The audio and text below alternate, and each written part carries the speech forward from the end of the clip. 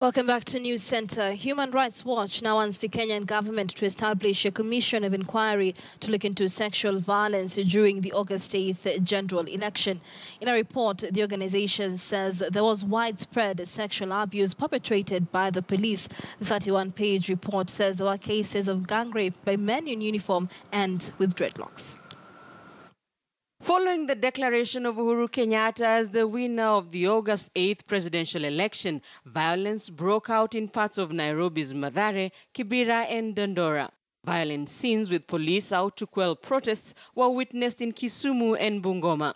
The Human Rights Watch in a report says women faced sexual abuse during the protests. There was widespread sexual violence in terms of the locations where it happened and the numbers. And the types of sexual violence that we documented included rape, gang rape. This is rape that involves two men or more. We also had a case of mass rape where a group of women were raped by a group of men. We had cases of rape with an object, putting that into a woman's private parts, unwanted sexual touching, forced nudity, and beatings on genitals. According to the report, the police perpetrated the sexual violence. Half of the rapes that we documented were perpetrated by police or men in uniform.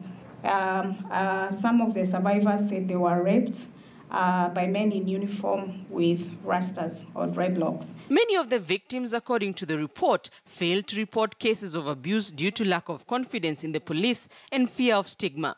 The report, however, does not give figures of the number of victims of sexual violence. It is not a quantitative research, so I cannot tell you that 1,000 women were raped during the election. What this report does is that it really sets out details of how this sexual violence happened, who are the perpetrators, and what was the state response. The Human Rights Watch now wants the government to prosecute sexual crimes and address needs of the victims. We are calling for the government to establish an independent judicial commission of inquiry to examine all unlawful activities of the police during the election period, including those related to sexual violence. And the objective should be to ensure there is accountability for that. Survivors of sexual violence need a lot of mental health services, and which is a very huge gap in the country, not only in Nairobi, but around the country, because it affects you, body, mind, and spirit. And we need to support survivors of sexual violence to start their healing process. And it's a journey. It's not an event. It's not a one-day affair. It's a journey that we need to invest in.